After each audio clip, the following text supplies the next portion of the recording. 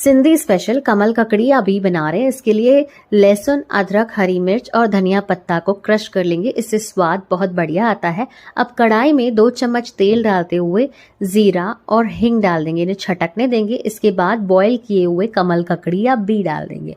अब इन्हें भी पका लीजिए 5 मिनट्स के लिए धीमी आंच पर। इसके बाद तैयार किया हुआ मसाला डाल दीजिए।